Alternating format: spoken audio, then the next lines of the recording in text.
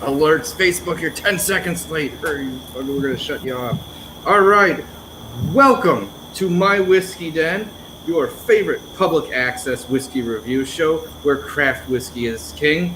And tonight, we are going to be looking at something from Tom's Town Special Release Series. It's Tom's Town Special Release Series. It is the Machine Gridiron. I got in front of me Gridiron Whiskey, batch number 7. Let's get into it. 1, 2, 3.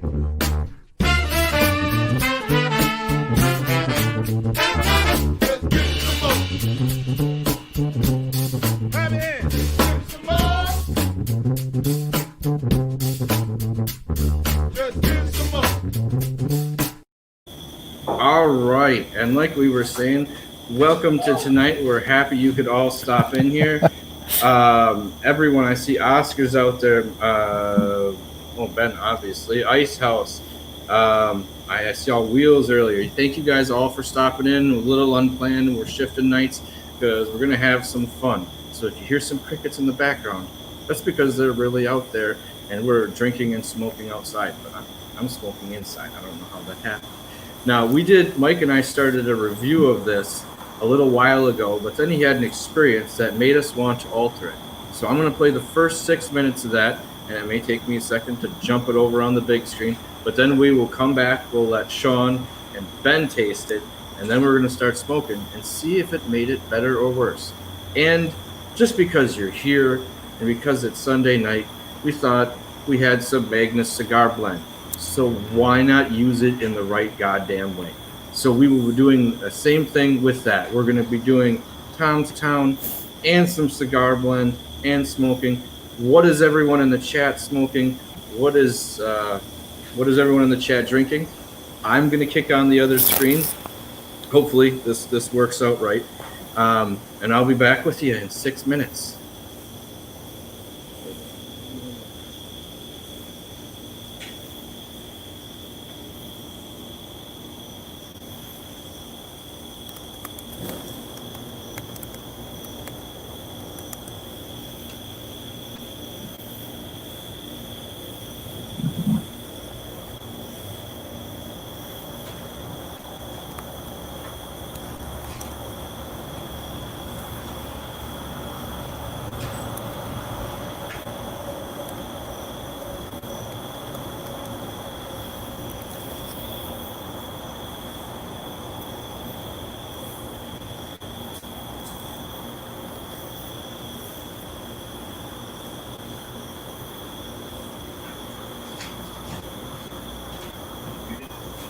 No, it's not working right. Not working. It wasn't. I wasn't hearing it. Hold on here. I can do a Mystery Science Theater 3000. Shit.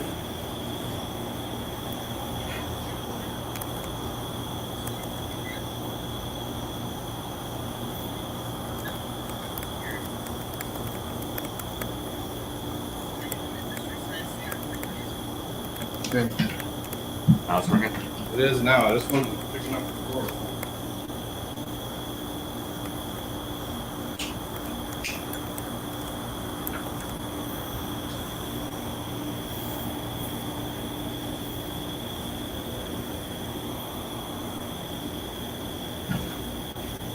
Shit. Hold on. Nope, it didn't.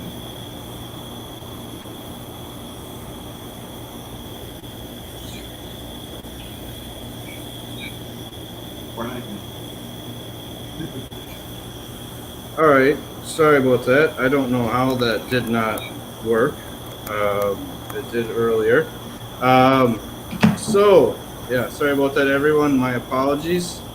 All right, I'm not going to do that. Let's just get rid of that, and we will start all over. So, goodbye to that. Everyone pour a Tom's Town, goddammit. Got one.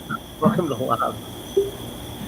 Yeah, sorry everyone. I didn't mean to futz with that. It worked earlier today, and I hear it fine. And then it's you guys aren't hearing anything. And I tried it, and I agree with you guys completely. So I'm gonna pull Sean on here quick. And I thought I was going to have 6 minutes to get ready, but we're into it. So, We're just gonna move right in. yeah, we're just jumping right in. That's the way things work here. Zombie's cleansing again. I can really hear the crickets and everything in this. Yeah. Mike's got some loud crickets. All right, Ben, since you didn't have it before, what are you getting on the nose and everything? The nose smells a little like young malt and cinnamon. Is what's hitting me right off the bat. Mm-hmm.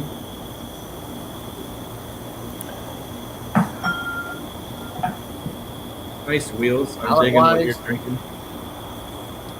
Yeah, palate-wise, about the same. It kind of tastes a little malty. A little bit of a cinnamon, cardamom. And this is kind of like the Charleston we just reviewed. It really hits quick and it's gone. Mm-hmm. Yeah. Maybe a little bit from alcohol, but that's about it. There's just not a lot to it. I'm getting some mentholy notes on the nose.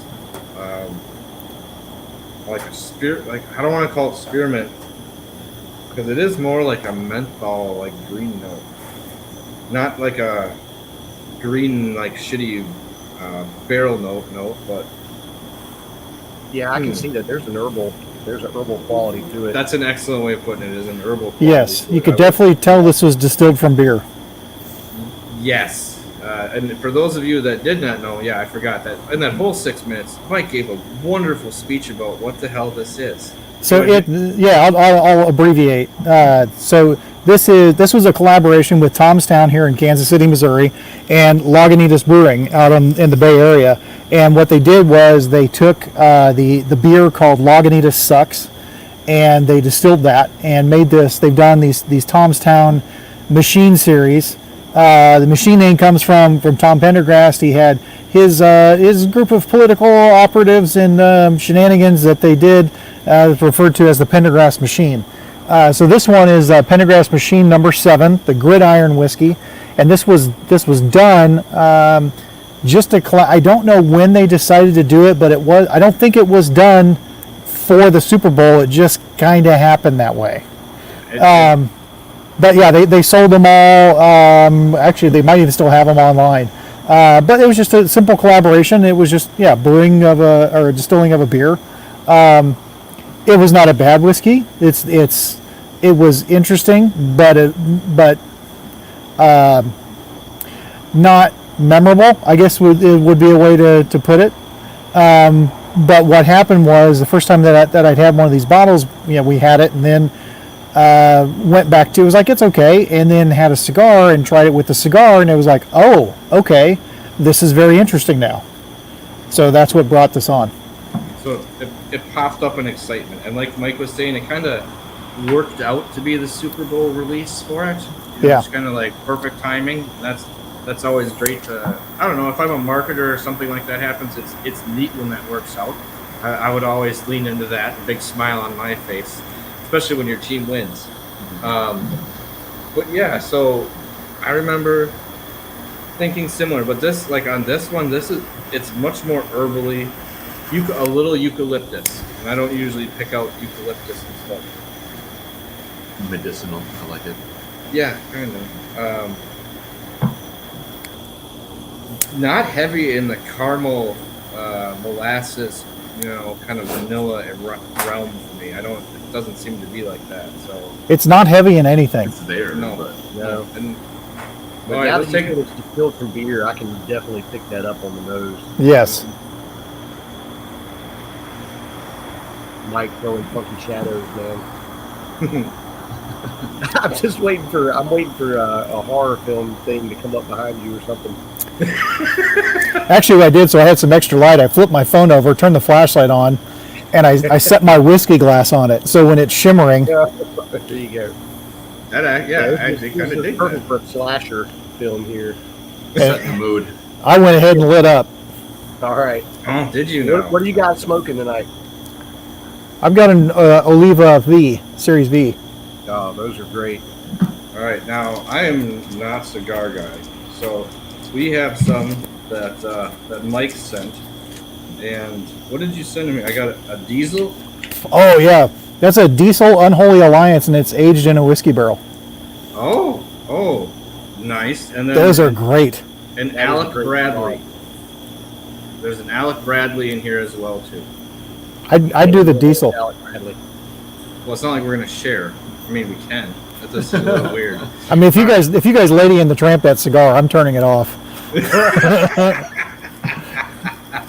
All right. Well, you guys tell us what you think. I'm gonna be right back. I'm gonna get these kind of prepped. I'll be right back in a second. I thought I was gonna have 6 minutes. So we will be back in a second. Everyone in the chat, I missed it before. I saw some great drinks out there. What are you drinking? What would you people suggest as a cigar and whiskey pairing? I know there's Oscars out there and there's other people. So what do you guys think that you would want to pair with a whiskey and cigar pairing? And we will be back in 1 second. I'm just going to turn off our sound. This is where the sound stays on. He's gonna have his Naked Gun moment. They're going to hold hands going. Yeah, that's right. Come skipping back. Right.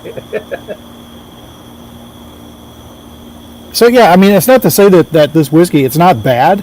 It's just kind of, it's truly background. Yeah. It's a little interesting in that you can tell what it's distilled from, but it doesn't have enough interest to really hold anything for me. But not bad. I mean, I'm perfectly fine sipping it. But it just so happened we were camping, had a cigar with it, and it's like that just made that whiskey very interesting. I can see that because there's enough sweetness going on and there's some spice to it. And I think the floral part too, I think is probably what comes out. Like with the tobacco. What do you remember what cigar you had with it when you first tried it? Or it's two meanings different. Actually, it was two different ones that I had. One of them was one of those Diesel Unholy Alliances, but the other one was the Donkey. the Alec Bradley. If you take your time, folks, look up the Alec Bradley Texas Lancero, which Ben hit me to, and one of my friends said, henceforth that cigar shall be called the Donkey. Yes. It's a donkey show for sure. It is, it's an 1.25 inches across and 7 inches long. Yep. And Jim from Whiskey Congress just joined us. Hey, Jim. I got to record with him on their podcast today. Had a great time doing it. Go check that out, Whiskey Congress. We had a great discussion and got to talk a little craft whiskey at the end too. So.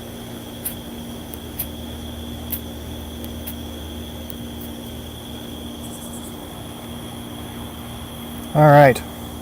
Let's see.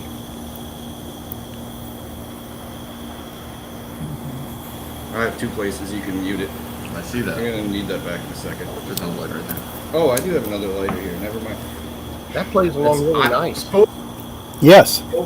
I do not smoke cigars, so it makes me second. Yeah, I'm totally with you. Like background whiskey, yes, it's not real complicated or complex in any way, but the flavors are enjoyable and Yes. it stands up. I mean, this is a good medium to full body cigar, and it stands up really well.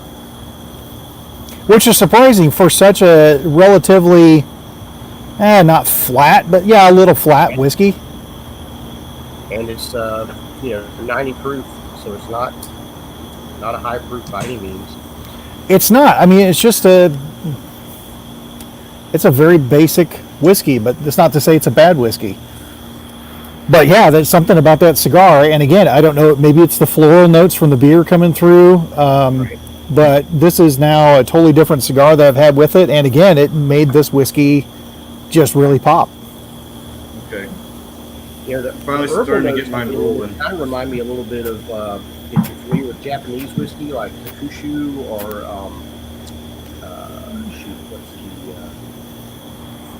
Yoichi. There's some herbal notes Yoichi. coming out in those two. It puts me in mind of those a little bit.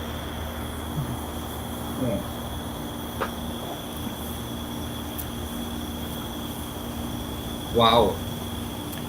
I was gonna just try to focus on the cigar flavors for a minute, No, we're not going to do that. Let's just jump in. It's Sunday night fun time. And yeah, it makes a distinctive difference on what's going on here. Now this one Yes. was much like the cigar. It seems not crazy heavy, but it does seem much like a little heavier cigar. Okay, so here's what Yeah, it takes. someone tell me about this because I know jack shit about what I'm smoking right now. I'm in that same barrel. Yeah, So what are you having? I have the diesel. What are you having, Sean? The other one you sent. Oh, the Alec Bradley. Okay. Yes. So the Alec Bradley, that one, it's more mild. The diesel is bold, but it's not super intense bold, but it just has an intense flavor to it. But still, I think it's very easy to smoke.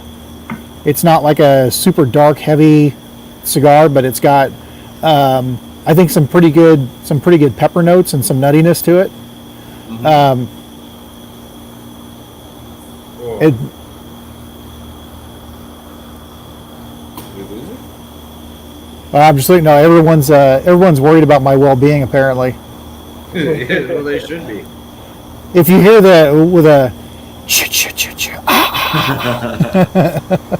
See, that's one of those ones where, like, if I had a free time for like a week, I'd just get like some clips and have them on the inside. Yes. Like, perfect timing. Pops right up. Hey, but if 1987 Jamie Lee Curtis shows up, I am out of here, guys. All we're going The to see is a 87 machete Jamie Lee swing Curtis through thing the screen. shows up. I'm gonna hand it out to your place. All we're going to see is a machete swing through the screen. Nancy's in the chat. Hello, Nancy. She is in the chat, and we were talking about sending you stuff, Nancy, and I have some, so I will be more than happy Yeah. to send you a sample of that. I'll add that the pack of what's going on. Yeah, you're right. This one, I'd say, well, I have to keep Sean away from it, apparently. He's dipping into Tom's town. Yeah, much more full body on this. I don't even have his, and it's just like the aroma off it seems richer. You want to try it? I don't know if I want to try that one. Okay, no. So I mean, wanted to scare Mike for a second.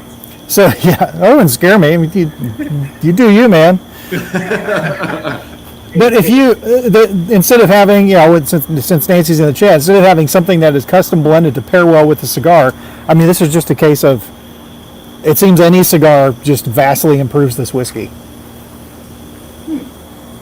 So what changed in you, or what changed in the whiskey for you, Mike, when you tried it? Because I know what I'm getting off of it now after hitting the cigar, and I completely concur. It makes this way more enjoyable. It is more vibrant and fruity immediately for me, and the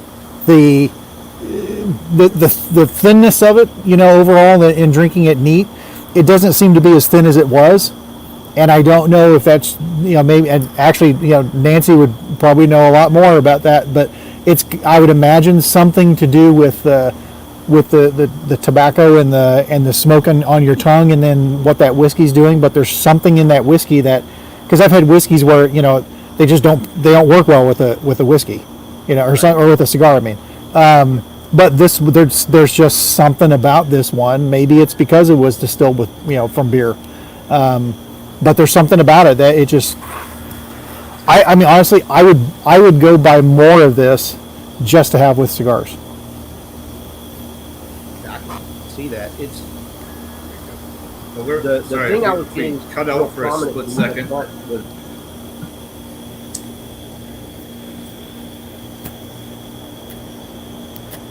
Oh, sorry. I was just saying, if you're cutting out or anyone does, it's because the storm just started here, and that's why we moved inside, because we thought this could happen, and we would have been right outside in the middle of the storm. Yeah, there's some thunder going on outside right now. So if it freezes up, give it a second. We'll come back. It seems like everyone's doing good. Sorry, Ben. Didn't mean to cut you off.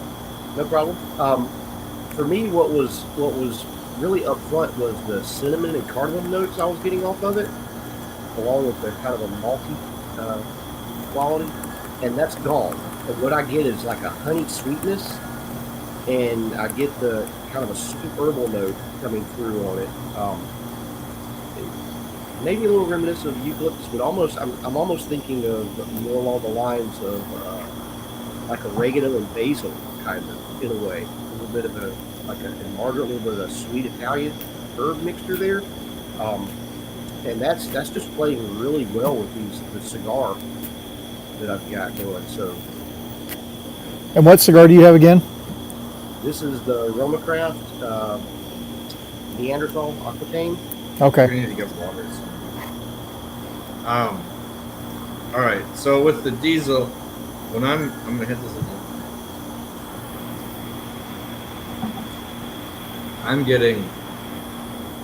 I do get some more fruit notes, but they are a deeper fruit note, and I'm getting like light, like a toasted chocolate coming out of it, and a little more earth coming out of it. Probably different cigars, but I'm getting that in the first like third to 2/3 of it, and then that kind of fades away, and it backs up the body of what was there.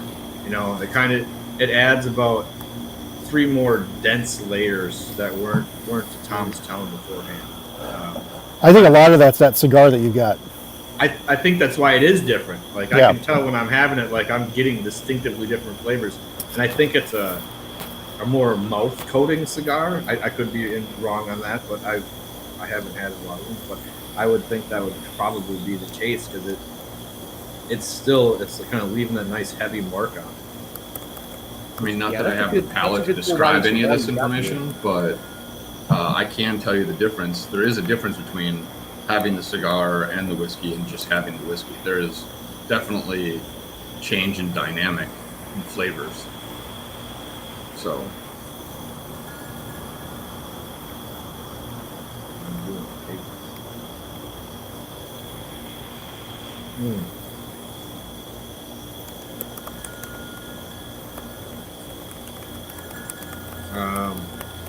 It brings up a good question, and I think it's distilled from the mash or the wash. That's correct. I believe that they made it from Lagunitas Sucks.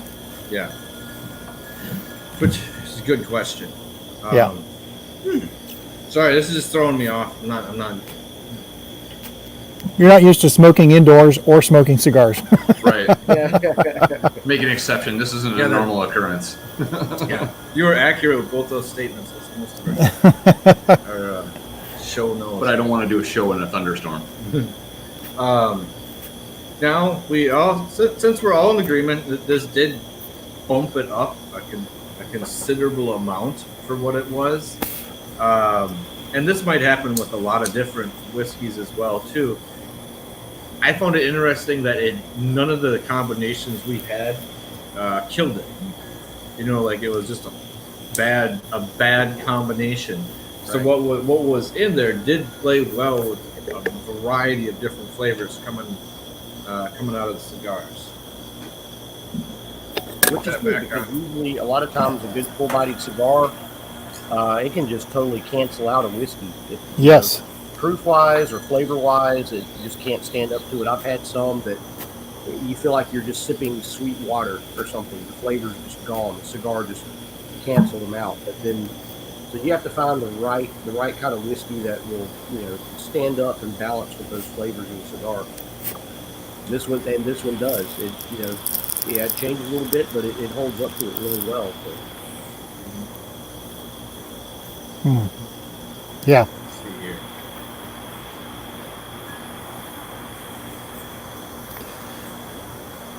And I'm actually, this would be my third pour of that stuff, which tells you, again, it's not that this is bad, it's uneventful, but man, with the cigar, it's really nice. It does make a difference. There is a distinct flavor. Okay, hold on. This is Zach. We're gonna pop her up again because I Yeah. would say it's from the wash.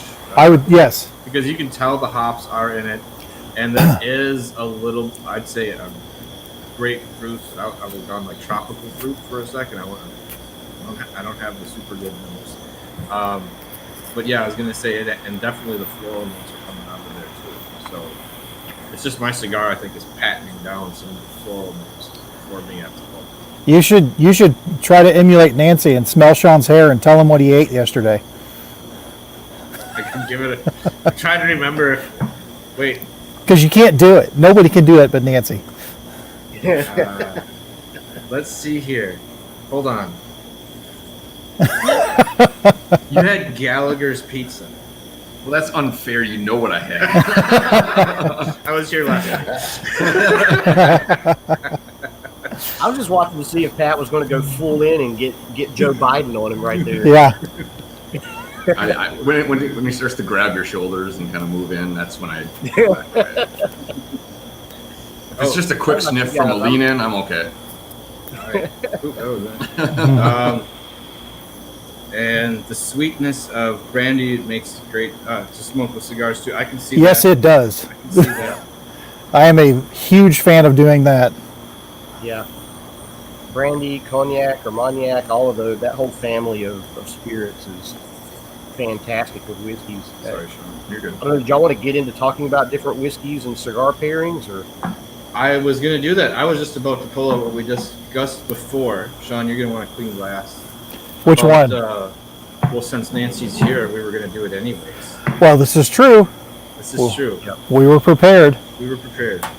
Yep. I just poured it.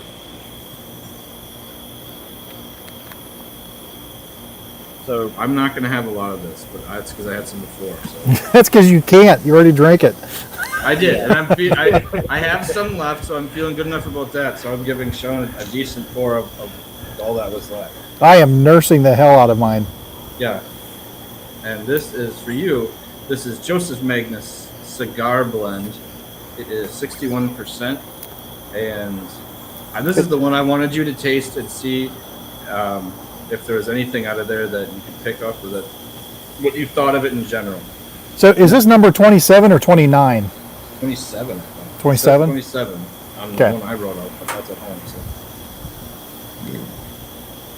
And So I'm sorry. What is this exactly? it's just a whiskey. It's just a whiskey. That's all we're gonna. That's Yeah. all I'm gonna play it to you guys. And like Sean's concerned since he's new, I'm like, I don't think you're gonna have a concern saying this is good if that's all you can come up with this. I mean, that's usually as descriptive as I get. Oh, that's a good one, or no, that one's Yeah. bad. I'm that just works. that's how it starts. I don't have the flavor palette to like say, oh, I smell this, and That's I all right. taste this, and that. Yeah, and you're having a cigar, but this is meant to kind of hang out with the cigar. So I figured it'd be appropriate. And to be fair, it's odd to even think about smoking cigars and tasting things because it doesn't like smoke deaden your taste buds. So Well, that's interesting good. you should say that.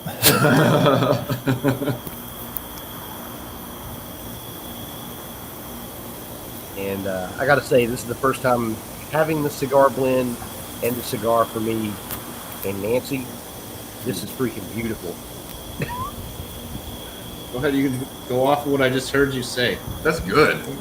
I mean, it's like it Yeah. it makes your mouth all feels like it's full.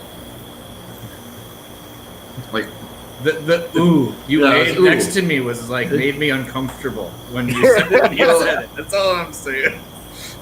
there is a distinct difference between what I'm drinking here and what I just had. Oh, man.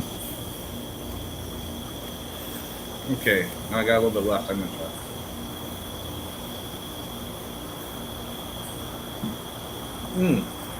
It's got some heat even going down a little bit. I like that. We're getting some recommendations there from Nancy. Yeah. I think Pat said this is batch 27, Nancy. Mm-hmm. Or blend 27. Oh wow. This- Right? Yeah, that's what it says. I wrote down blend number 27. Oh, this combo is effing nuts. Like it's like Lagavulin nuts in my mouth, like out of left field, but a little bit brighter, a little more effervescent. And obviously the flavor of fruits is nuts, and it's coming through on the finish now. It's like as everything else fades away, Yes. now is when I'm tasting all the goddamn fruits. Yeah. Yeah. Oh. That was weird. That was like a mystery game. Like I don't know what this 27 thing is, but It's this is the batch. good. Yeah, this is It's good. the batch. It's Joseph Magnus' cigar blend. Mm. Oh, Yeah. Maybe it's because I'm smoking a cigar. that's partially what it's meant to be paired with at some points, like some other whiskeys and you said Armagnacs. So don't drink this unless you're smoking a cigar. It just- No. You drink this if you have access to that. You drink it. Yes. You drink it any damn well you please. So this cigar blend, it just as silky smooth as it is neat, and it is, and it's phenomenal. Man, it just brought all the great spices together. I mean, it's just it is. This is Nancy, very well done. Yeah. Yeah. It's beautiful. The sweetness, the mouthfeel. I mean, yeah, it does. Your mouth, it fills you up in a way. Just coats the mouth in such a good way to blend with the smoke and the tobacco and the spices, and then the sweet fruit come in, and it's oh man, that's amazing. I'm seeing it dry out on the sides of my mouth at like just the right time, where it's like I've enjoyed everything, and now all of a sudden I need something else to drink. Like it's forcing me to go back. Yeah, that's a problem. I like you two, our best friends. Because I'm nursing every bit of that I have, and it's like I want to pour all of it and That's all I crawl. have. Yeah. Go ahead and do it. That's all Make- of it right there. Yeah.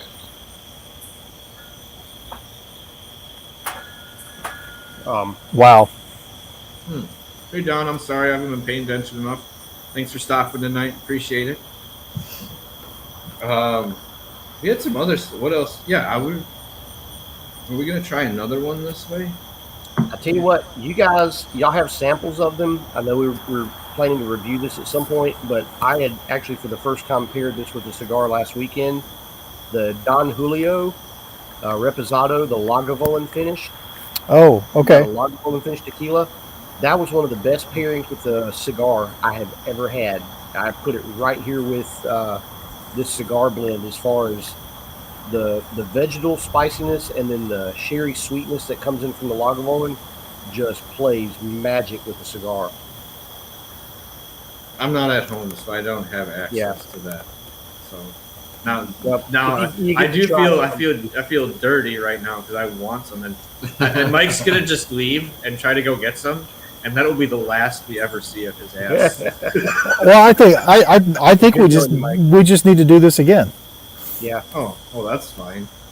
Hey, maybe so. When we review that one, we could make that another cigar night, and before try it before the smoke, before the cigar, and Yeah. after. See what you guys think. Yeah. Oh, and I was also going to ask this. I know there's some people in the chat that smoke cigars. Any of you out there would want to come on and give kind of your idea, your thoughts of it, like Oscar or anyone else out there? Yep. I'm going to put up the link here in the chat, and we have room for 10. And I just know I am. Thank you, Sean. It's out of my realm. I'm novice in cigar realm, so I feel like I have a hard time keeping it lit. So I don't. Well, just because I'm talking too much now. But that's my own fault. Come on, Yeah. Oscar. If you're still out there, you need to get on here. You're the cigar champ, man.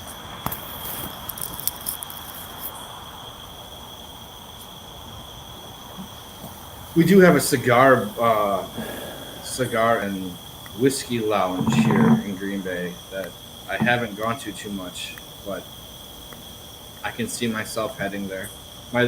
They're a little bit high on the prices sometimes, so I do tend to lean away on some stuff. we got to make $1 somewhere too, right? So Yeah. I know, but it's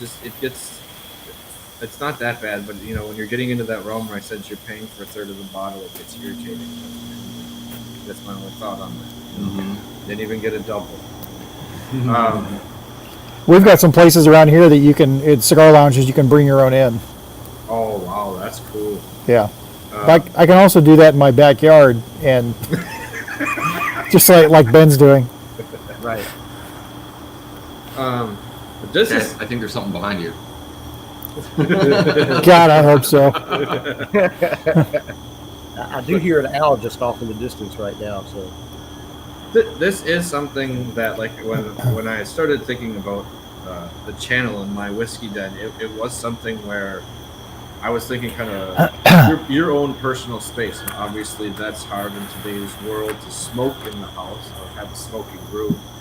But I would put that in kind of that realm where you're relaxing and enjoying things, and then discussing them, or reading a book or something where it's not. Of course, I would have a TV in there because, but it would mainly be off in reality. You know, like it's supposed to be about enjoyment of life and what's going on around you. And I just hope everyone else kind of gets that in their own little den, or you have your own little section where you kind of feel home, or Your safe space. it's your space. Hold on here. The leg man.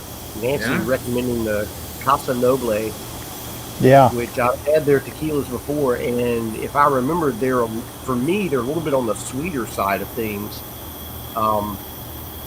which I could see pairing really well with the cigar. So again, the Don Julio, the Lagavulin finish, that one was absolutely brilliant. But I don't know. For me, that's what cigars. Having kids, I've got 4 kids, family. So when it's time, or I have a moment that I really want to just chill and relax, to me, a cigar is all about slowing down and just enjoying the moment. Take an hour, hour and a half, depending on what kind of pick you got, and you just totally chill out. You totally relax. You're into just enjoying all the flavors and the notes.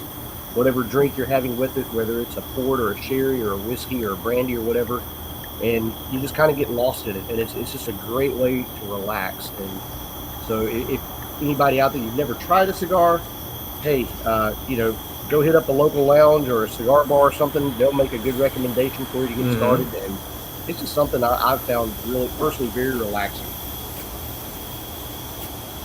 And wheels. And you're in. What's going on, Brendan? How are you doing, man? I'm doing all right. So what are your thoughts on cigar pairings or anything? Do you have a specific or a cigar that you like more than others? I really don't. I'm still new to the cigar world. I felt And dorky asking you the question because this is like my first cigar in like 10 years. So. I haven't had any in 2 months. A place down the road actually got in a good selection recently, so I'll be going there here after tomorrow to pick up a few. Nice. Oh, and thank you for stopping in, Nancy. We appreciate it. We'll see you later. Always love those extra little thoughts and helpful hints to kind of put everyone here down the right path. Yes. Saying what she's talking about before was on the sweeter side of things and help round out the dryness ones. See, for me, it's just a whole nother aspect and like flavor profile leveling, and I was just trying to get used to getting the flavors of whiskey down. You know what I mean?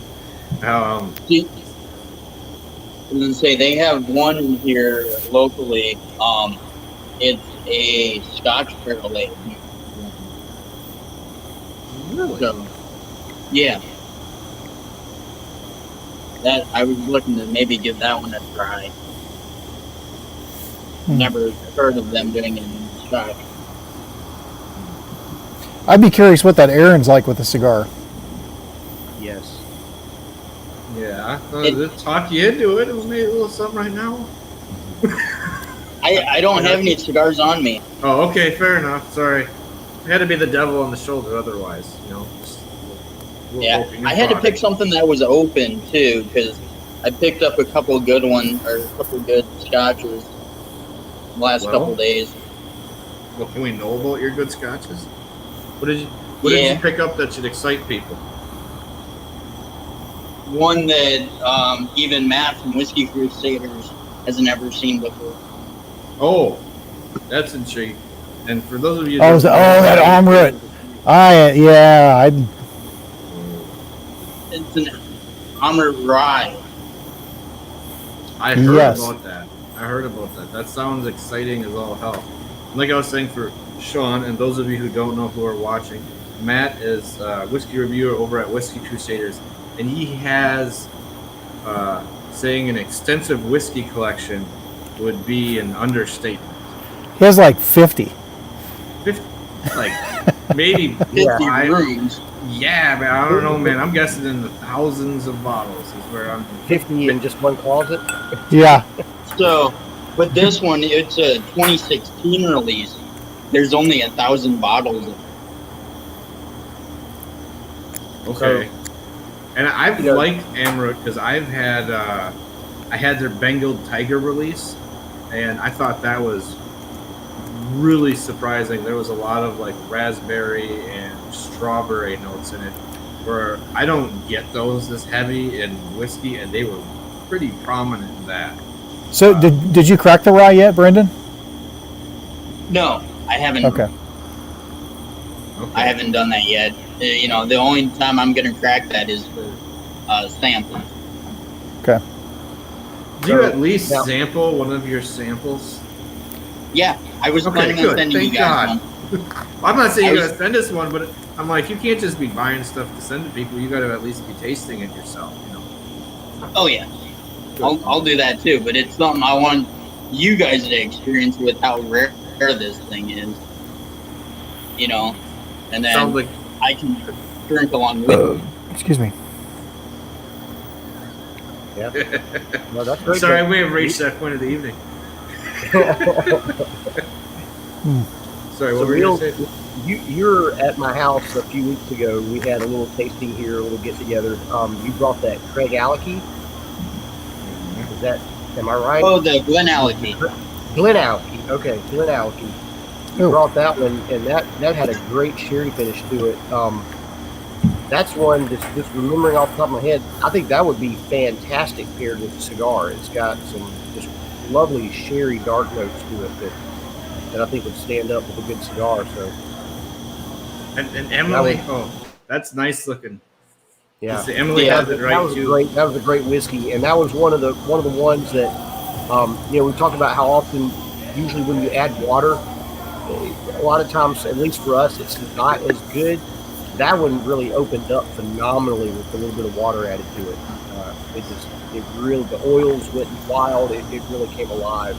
So And then I did pair with a cigar.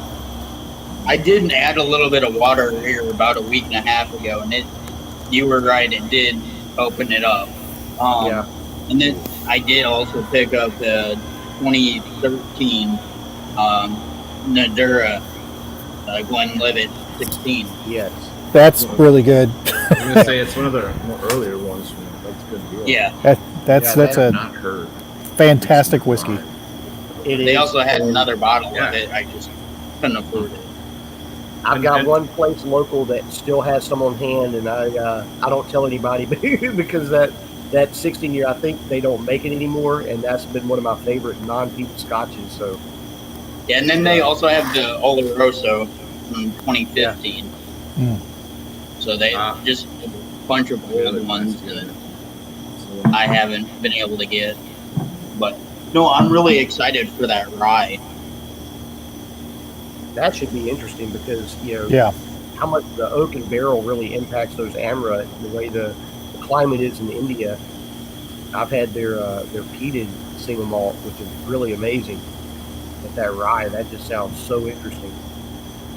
It sounds like it should have like an intense like slap you around flavor. Just my thought. Like it's gonna be a Booker's. See, I'm kind of anticipating a silky rye. And before we go further, I'm just bringing up what Don I put on the bottom of the screen. He's enjoying 100% rye mixed with a good Blanco tequila. That sounds intriguing. But that's how dark that is. Hold on, let me get this off here. Give me a second. Come on.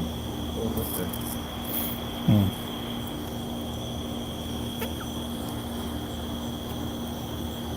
There, now you can show it off. Sorry about that. All good. I don't know how old it is. It's a non-age stated. I was gonna guess 3 or something at most. By the way that looks. Hey, that's how you get stuck out of the corner. I've never been out of the top corner before. This is fantastic. Cheers, everybody. I've Welcome never to been the out of bottom that row. top corner. That's right. Nobody puts Patrick in the corner. But it is batch 1, so Ooh. And what bottle number? Just because you have it there. it doesn't say a bottle Okay, number. I just okay. know there's 1,000 produced. Okay. That's still a lot there. Yeah, I'd guess 2, maybe 3 years at most. Just because they were saying it's like 17% like evaporation right there, or angel share. It's like, it's killer. Yeah. I did try it for Ben's suggestion and tried the Charleston with the cigar. We just That- poured that. That was a very good choice. Yeah, I was gonna do that too, but I'm gonna do. Yeah, it works out pretty well too. I mean, it mutes some of the flavors in there, but the sweetness really comes forward in it. Yeah. Uh-oh. Got close encounters going on. We lost them. There we go. Nice. No, I just had to set my phone down.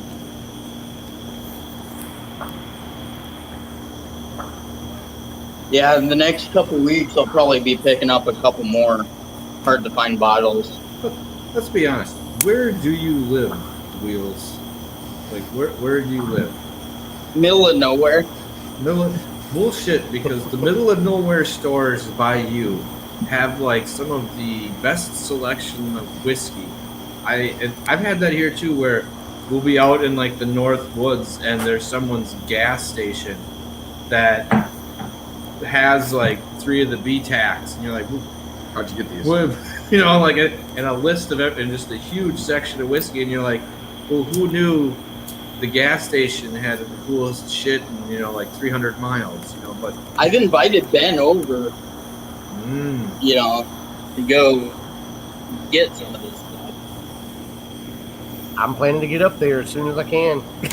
that's You post pictures of those stores all the time, and I see stuff that it's just not available around here at all. And you live basically, what, about an hour and a half, 2 hours away? Yeah, 2 at max. Yeah.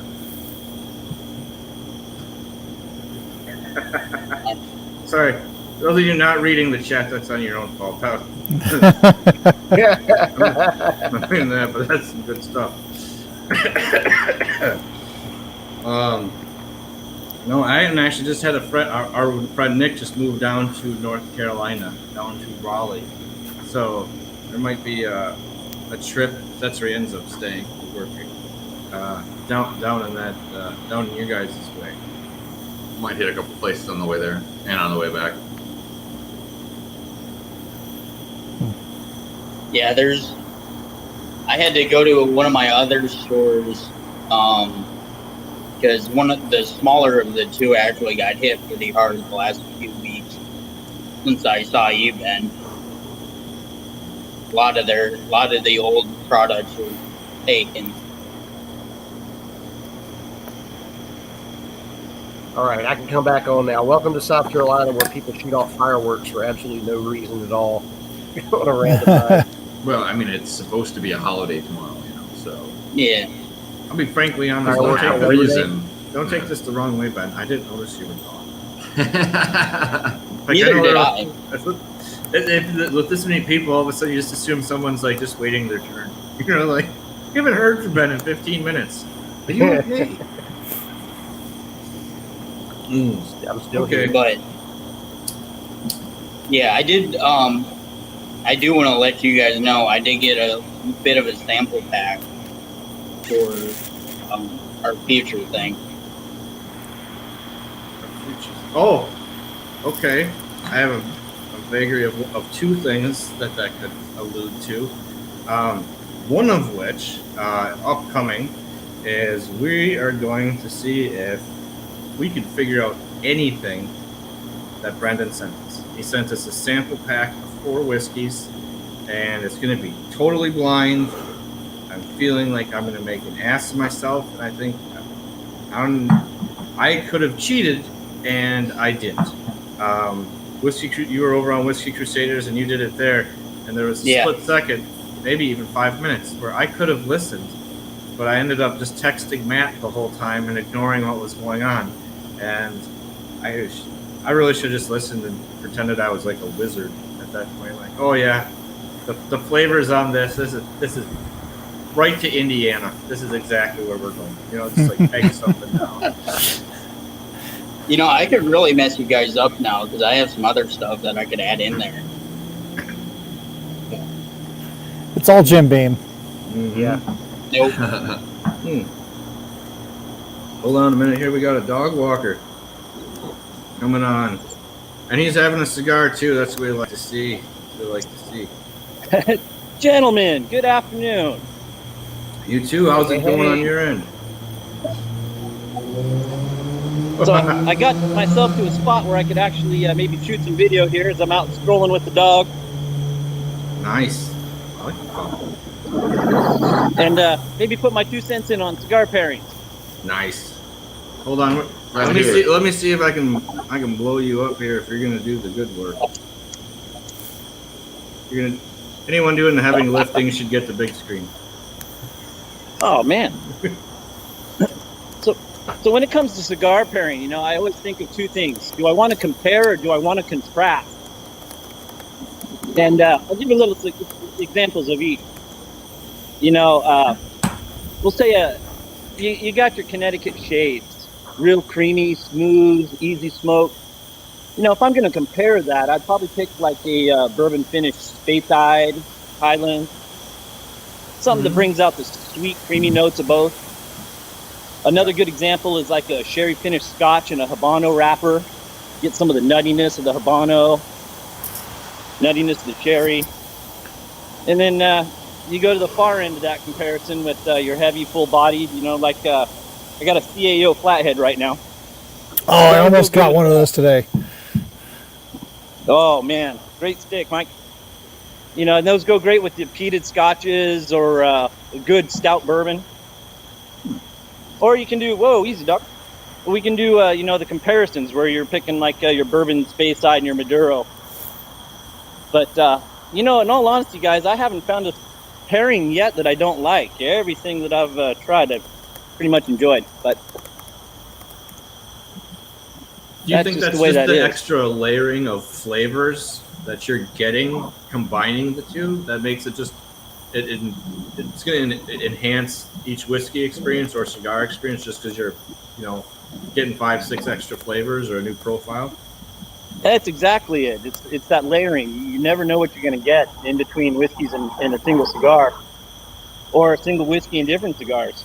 You know, if you have you're having a Speyside with a Connecticut shade, you know, that's from Ecuador, you're going to get a specific flavor profile on it. But if you have that same whiskey and you try something from the Dominican, a little spicier, you're going to find it's completely different.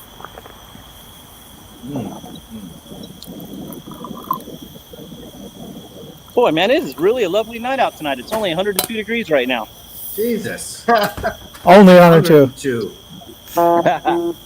What's the humidity here? It's only about 25% right now, man. Nothing like you guys got. Holy crap! Oh, that's nice. Yeah, I could stand that all day. No kidding. Well, we got to 108 today here in Northern California. And I don't know if you can see, the sky is kind of cloudy and murky behind me. We got a bunch of fires burning around us, so yeah, we're in a haze right now. I know there's a lot of that all over.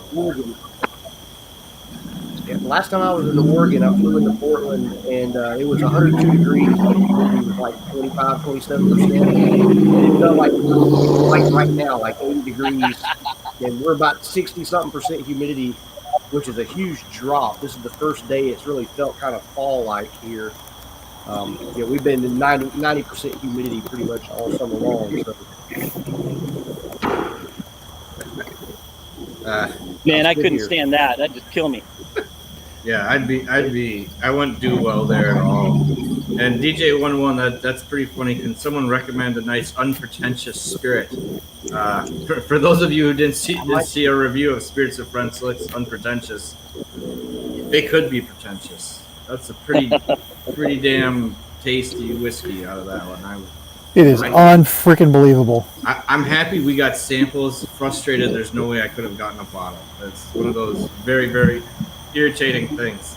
And speaking of French Lick, they're bottled and bond. Lewis Sinclair they just released. It is freaking outstanding. I know, Mike, you get yours this coming week. So, yeah. That one, if you got it in your area, if you can find it, seal box or whatever you got to do, that is outstanding. And hey, and anyone who hasn't done it already, or if you have, do it again.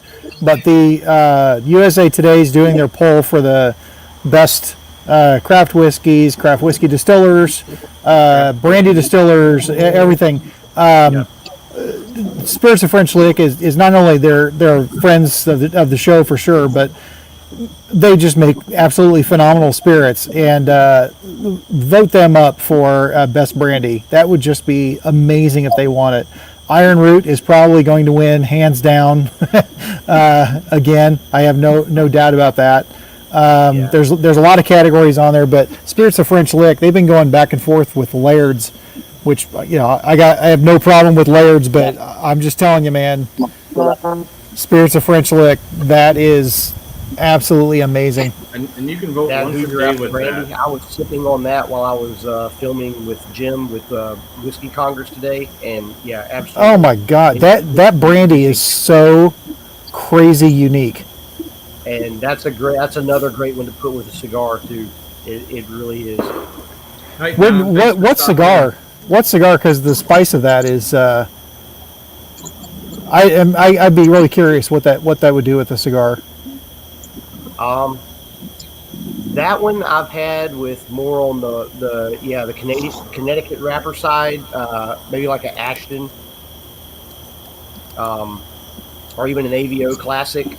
I think would be really good, but you could also work that with a good medium to full body as well. I mean, like what I'm having right now, this Roma Craft, I think would work fantastic with the apple brandy. Okay. Nice. And Ice House was saying he's had the Lee Sinclair pick last night. What was your thoughts, Ice House? Since you had it, I remember you guys when we ask you that, you don't have to like what we like or think of that nature. You can call bullshit on us. And which pick was it? Was it the first pick or the second pick? I would say the second pick probably. First one's been gone for a while.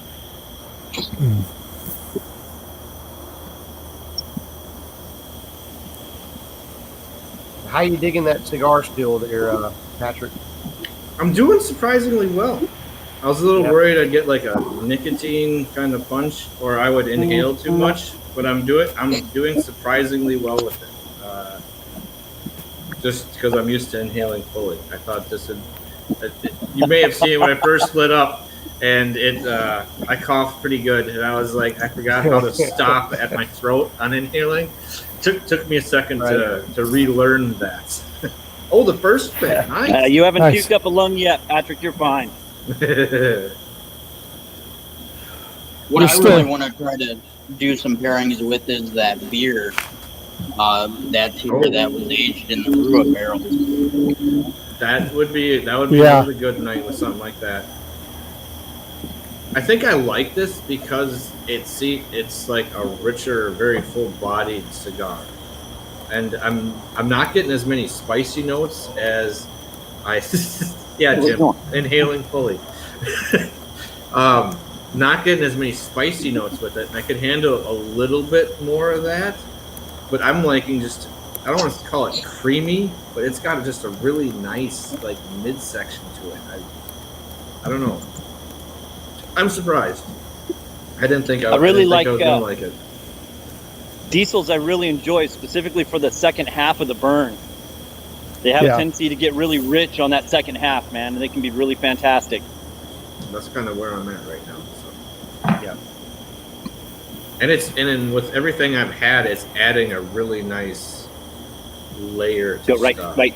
It's this nice, like, earthy, extra punch layer to it. That it reminds me more of a Scotch what I'm mixing with it, flavor profile wise.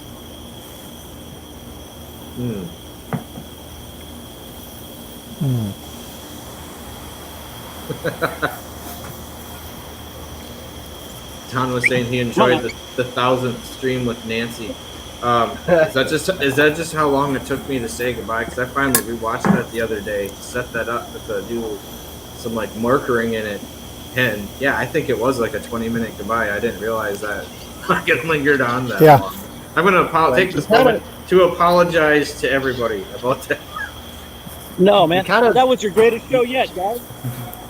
You don't want to say goodbye. That was by goodbye far to your Nancy, greatest really. show yet. Come on, dog, get off from underneath you. Come on, yeah. That a girl. That was all Nancy. She's just fun. I was happy I got her to spit her whiskey out on her computer. I took that as a notch. Yeah, that was great. Just literally hanging on every word. Oh, I almost made Ben do that.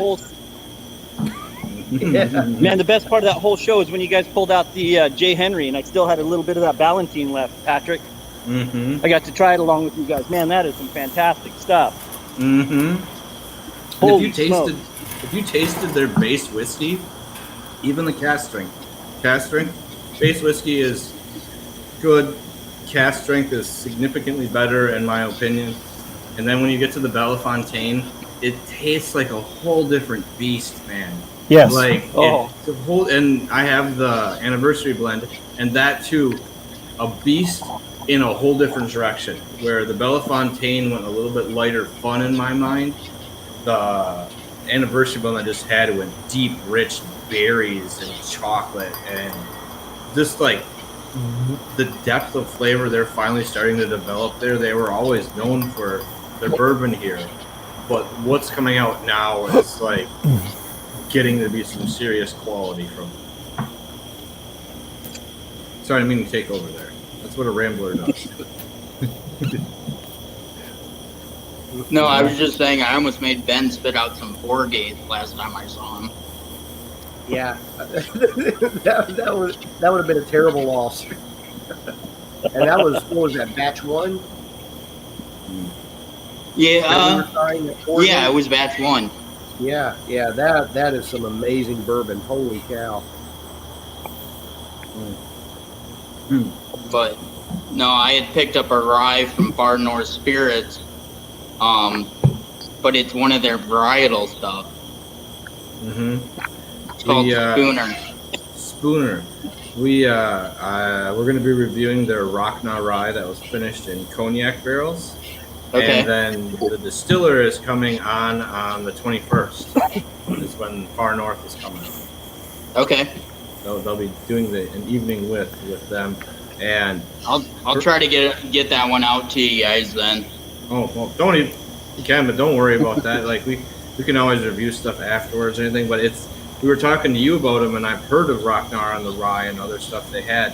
And when I had that, when I was pretty impressed with what it was. I like the flavor profile that the cognac twisted on the finish to the rye. I thought that really added something to it. So yeah, but the way they're doing these though, they're varietal stuff though. They're doing 15 1-acre plots and releasing them regional. So it's basically like 15 acres, and that's what they're using, and whatever they get out of it, that's what they're using for the whiskey. Yep, but it's 15 different varietals. Oh, holy shit! So like, okay, now that just got crazy.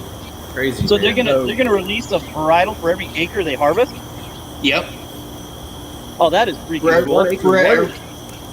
For every 1 acre, it's a single varietal that they're planting.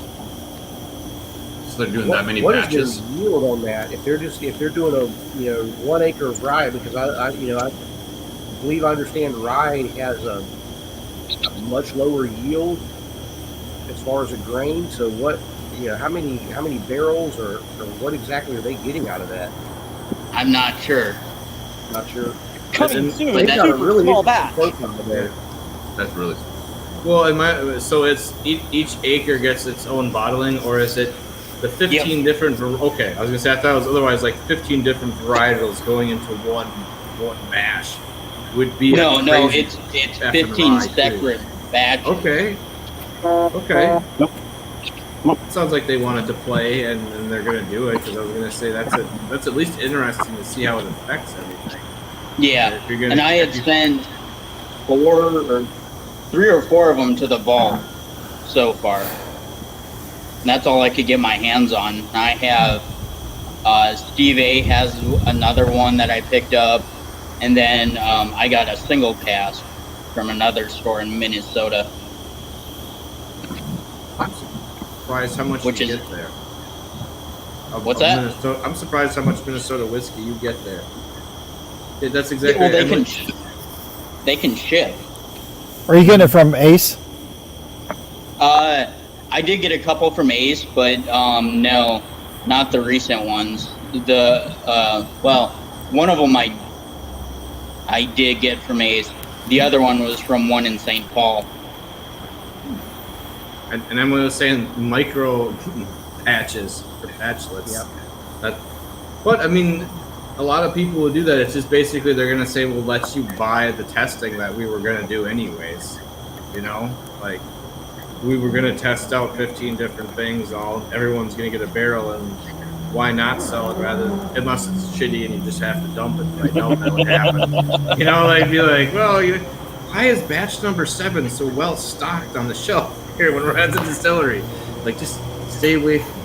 But it makes sense. I like that. It's another one of those things where you could, if they at the end of it were smart enough to keep like 8-10 bottles, which maybe they can't because it's so small, but put together a night then, like have it be like a whiskey night. It was like, we're gonna let you try 15 different rye whiskeys of ours, and like, I would sign up for that in a heartbeat. Their second release is starting here in the next couple months, I believe, where they released 8 to begin with last fall, and then they're doing the rest of them later this year. Nice. I've got to try 3 of their. Sorry, Ben, go ahead. I've got to try 3 of their ryes so far with you, Wheels. I think one at a tasting at John's you brought, that was really funky and wild, and then you sent me a blind of 2. I think it was 2 of the Rocknar ryes that I got to do. We chatted back and forth as I tried those. Yep. Kind of see what they were, but to me, they epitomize what I call that classic Midwestern rye profile that I get with some of the Driftless Glen and some of the other ryes that come from the Midwest. They have those distinct kind of mahogany and lemon oil, almost like a pledge kind of note to it. Really intense, and they're just really unique and amazing so far. So, and that's what I had sent really you. Turned me on the rye. That's what I had sent you was their cognac, and then I had that Sauternes cask. Yes, yeah, I remember specifically the Sauternes cask. That was. But I did send you the cognac. Okay. Nice. But these other ones, they're not finished, so they're just 25-gallon barrels, I think. Mm-hmm. This makes sense if you want to turn them out up there. Yeah, they're I think 16 or 18 months old. Okay. So. Yeah, we were just saying. Sean's saying he likes the micro batches, and it is neat. But you gotta. It's about getting the right barrels. What happens is when you get the small ones. Well, it might be all unique flavors. That's what's nice. It's like different things to try that you might never have the opportunity to do again.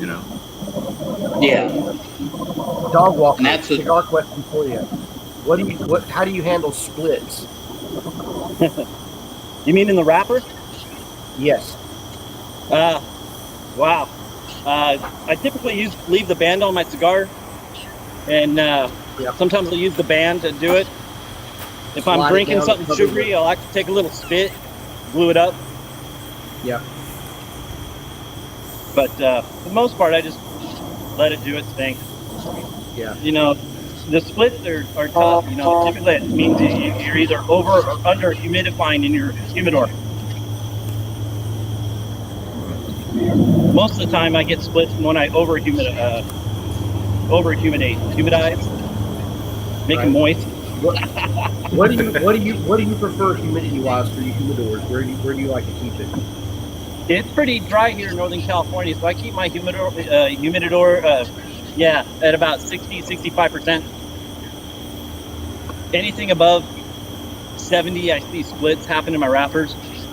Yeah, that's where when I pulled this one today, I was sitting at 70%. I try to keep it in the low 60s, but here in South Carolina with the humidity, it typically stays 65 to 69%, no matter what I try to do. So. Yeah, I'm always constantly keeping my humidors wet. They dry out pretty quick here. Yeah. I got one that seals pretty well and it does really good. So I keep my nice ones in that. But I also got a couple plexiglass jars that I keep in, and they do really well. Yeah. Do you separate out like your full body from, say, your light Connecticut wrappers, or do you just blend them all together, let them marry a little bit? No, I keep mine all in the same box. I don't care. Okay.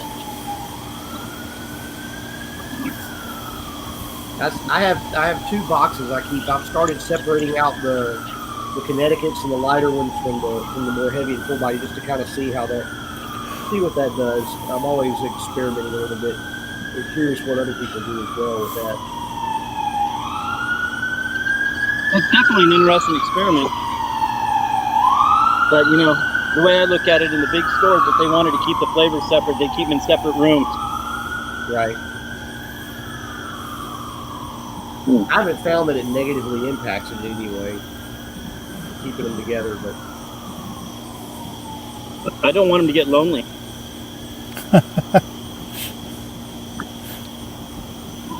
All right, I got a crazy question for you guys. I know this happens to me and my friends talk to me about it. When I smoke cigars, man, it makes me want to spit. Any of you guys have heavy salivation problems while smoking cigars? Yep. Yeah, I do the same way, and sometimes it depends on the cigar. Some really make me salivate more, and if I'm outside, then heck yeah, I'm letting it fly. Usually, that's what I have the whiskey or whatever, and I also have a glass of water, and I'll use the glass of water to kind of help wash the salivation down a little bit. But with some, it does more so than others. I just had to tell my buddies it tastes so damn good. That's why I spit. Yeah. But he doesn't smoke cigars, so he doesn't know. I don't know. To me, it's almost because, all right, I grew up in the South, blah, blah, blah. Rite of passage, you chew tobacco, you dip snuff, all that stuff, So for us, it was like the contrast of if you put a big chew of tobacco in, that always made you salivate. You had to spit. If you put snuff or you put a dip like a Kodiak or Copenhagen or something like that in, that tended to more dry your mouth out. You didn't have to spit as much. So certain cigars, it's kind of like that. Some, it really makes you salivate and I want to spit, and then others totally does the opposite. It really dries my mouth out. So Right on. At least I don't feel like a freak now. I didn't know I could do that. But we are running over an hour right now.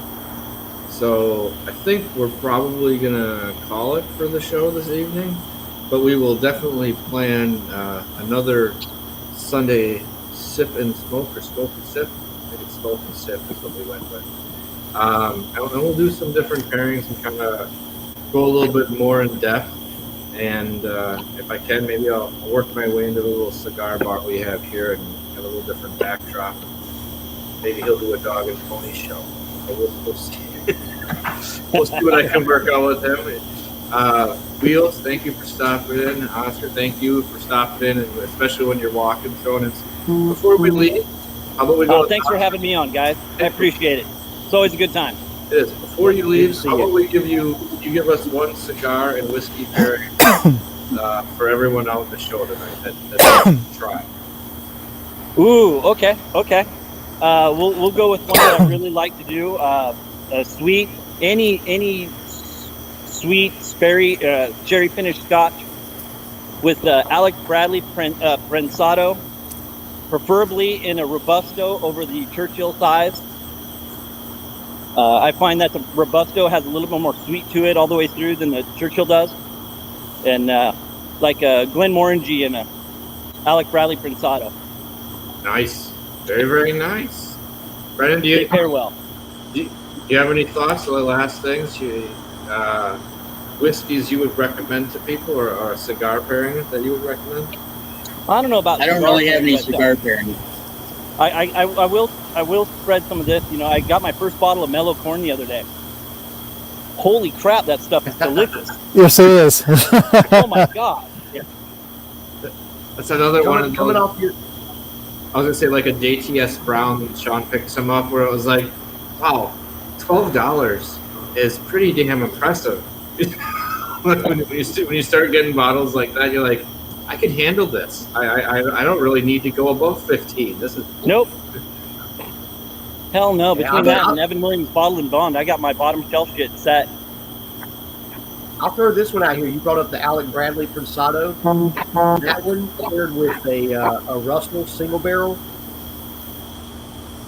bourbon. What's that? That's a fantastic. The Alec Bradley with a Russell's single barrel, the 10-year single You barrel. know what? I haven't That's had a Russell fantastic yet. beer. Really? Okay. No, I that's- have not. That's a great bourbon. See, my problem is when I go to the liquor store on the hunt, I'll see a bourbon that I really like, and then I'll turn around and look at the scotches and see something that I want even more and buy it. That's my issue too. Yeah. I'm pretty thin on the bourbon side of life, but man, I love my single malts. Yeah. But I mean, you know, I've picked up some stuff that is discontinued. So. it's taunting. That's like a flagrant foul. In the best way possible. Best way possible. Taunting. Well, what I was going to suggest for that blind tasting, maybe we could do some cigar pairings with that afterwards. Okay. That sounds good. I think we could do that. As a thought, since you know what all of them are, more full-bodied, or just I should only pick up one. I don't want to get like light up 3 different stoves that night to try to. Well, they're all wine finish. Okay. So Okay, we can work with that. We can all. I think we can work on getting the same one then. For that night, I like that. I like that idea quite a bit, actually. you know, and that changes up a blind tasting pretty much too. Well, I want to do it. I want to do it straight, and then after I smoke. I don't want to have the cigar and then go in and just like be. Well, I'm probably going to get the same amount right anyway, so that's fine. To be like one, just by free chance of a stab in the dark.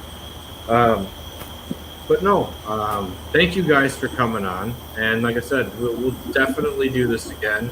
And I like your idea. We'll do the cigar pairing after the blind tasting. So pull it out. Everyone will have to drink for quite a lot longer, but I think we want to wish everyone out there a good Labor Day. It's Labor Day weekend we're sitting on. Yeah, stay safe. Everyone, just have a good time. Don't go too crazy. I don't know if you can in today's situations, but I might push the boundaries every now. So I think, Mike, Ben, do you have anything else? No. Well, you had mentioned who's coming on in a couple weeks. What's that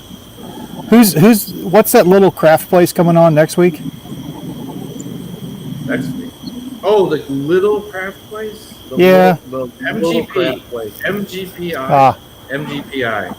They are this little distillery out in Indiana. They've been heard to make really good ryes, and they've helped out other parts of the craft whiskey industry, even though they are at this point is the easiest way to phrase that. So definitely stop out for that. Tasting their 8 and Sand, the Rossville Union Regular and Barrel Proof, and the Remus Regular, and then the Remus Special Reserve that they have. So we'll be talking to them, learning a lot more about what they do and how they do it, but we'll also be getting to taste a pretty decent lineup. I think I may have in an earlier episode said they were going to send us the full stats, so I retract that. I guess I was hoping to name drop it, maybe get the reach on a $200 and some bottle. It didn't work, but they sent it. We got 5 other ones to taste and go through. So stop in for that next Monday. Monday after that is Far North Spirits. We'll be doing a review about their rye beforehand, so you can get an idea on it. It's another one that makes me really enjoy rye, and everyone knows how much I'm touchy on rye. So everyone, remember, it's not the size of the den that matters. It's the love of whiskey. Cheers, everybody out there. Cheers. Cheers, guys. Good night. Let's get into it. 1, 2, 3.